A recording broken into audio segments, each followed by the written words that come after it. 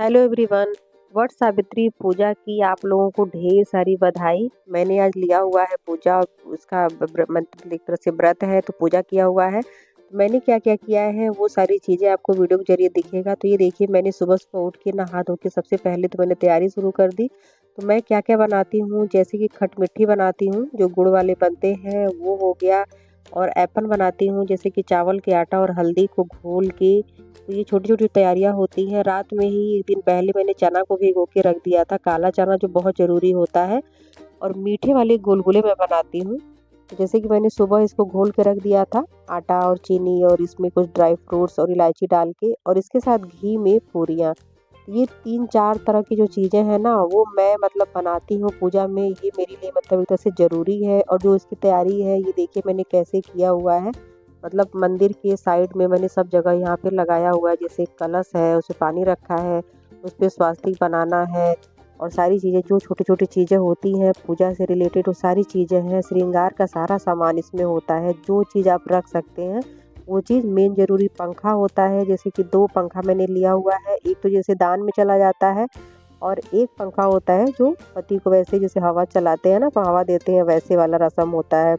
और इस पे जो मैंने कलश लिया है, इस पे स्वास्तिक बनाने के बाद से ना, इसको धागे से जो रक्षा सूत्र होते हैं उसे कलावा से अच्छे से हमको इसको बांध देना है। नारियल है, सुपारी है, पान के पत्ता है।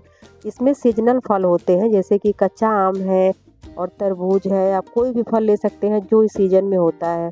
तो सारी तैयारी करने के बाद से फिर मैं मंदिर चली गई। मेरी सोसाइटी में बहुत बढ़िया से व्यवस्था हुआ था, तो मैं वहाँ पे चली गई पूजा करने के लिए। जैसा कि वट सावित्री में इसमें पूजा किया जाता है बरगद के पेड़ का। तो जैसे आप घर में टहनी से एक साथ पूजा कर सकते हैं, मंदिर पे जा सकते हैं, जहाँ भी जैसे बरगद के पेड़ हो।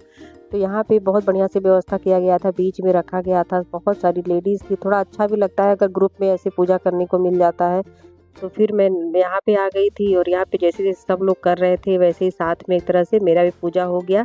तो कुछ सामान मैं साथ में लेके आई थी मंदिर में, कुछ सामान मैंने घर पे रखा था, क्योंकि मैंने घर पे भी टहनी के साथ भी वहाँ भी सजाया था, क्योंकि आरती वगैरह ना मैं घर पे जाके ही करूँगी। तो बस यहाँ पे छोटी-छोटी जो रस्में थी वो मैंने कर दिया था।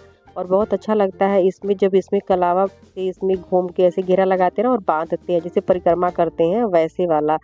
तो 5 बार ऐसे किया जाता है। तो ये देखिए यहाँ पे बीच में इतनी लेडीज़ इकट्ठा थी, फिर साइड से मतलब रास्ता बना के उसमें हो ही जाता है, बहुत अच्छा लगता है। तो ऐसे करने के बाद से फिर बढ़िया से हमें पूजा करना होता है, बस जितना ध्यान से आप कर सकते हैं। और छोटी-छोटी चीज़ें जो हमारे साथ होती हैं, जैसे सीज़नल फ्रूट्स हो गए, फल हो गया, वो सारी चीज़ें हम चढ़ाते हैं पेड़ के पास।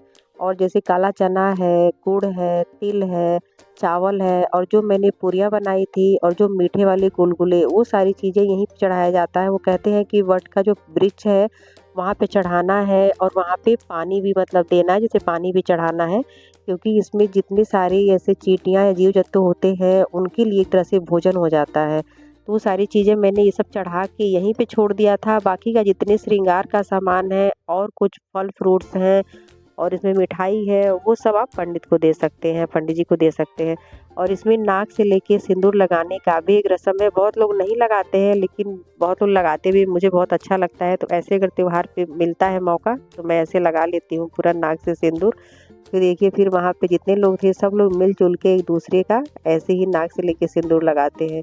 तो बहुत अच्छा लगता है। इसकी तैयारी में 2-3 दिन पहले से शुरू हो जाती है, छोटी-छोटी चीज़ें, ताकि कुछ भी भूले ना, छूटे नहीं। और सुबह 5 बजे से उठ के ही नहा धो के इसकी तैयारी हो जाती है, क्योंकि 4-5 तरह की चीज़ें हैं जो मैं बनाती हूँ। तो ये लगता है कि नहीं, इसमें छूटना नहीं चाहिए, प्रॉपर बनना चाहिए, ताकि जो पूजा में काम आएगा वो सारी चीज़ें होनी चाहिए। तो बस हमारी मंदिर की जो पूजा है हो गया था। फिर यहाँ की पूजा होने के बाद से फिर मैं मंदिर में चली गई, क्योंकि मंदिर के बाहर ही सारा ये व्यवस्था किया गया था। वहाँ पे फ़ोटो वगैरह खिंचवा के फिर शंकर जी का भी मैंने फिर यहाँ पे जल चढ़ाने, मैं तो वैसे भी रोज़ यहाँ पे आती हूँ जल चढ़ाने, क्योंकि बस नीचे ही है, मतलब एक तरह से नीचे उतरो, बगल में ही मंदिर है। वहाँ पे पूजा करने के बाद से थोड़े फ़ोटो-वोटो खींच के फिर हम लोग घर चले आए।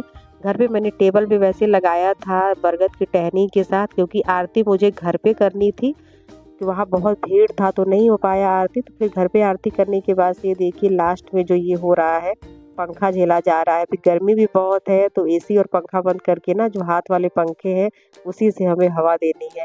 तो आज तो पतिदेव को बहुत मज़ा आ रहा है।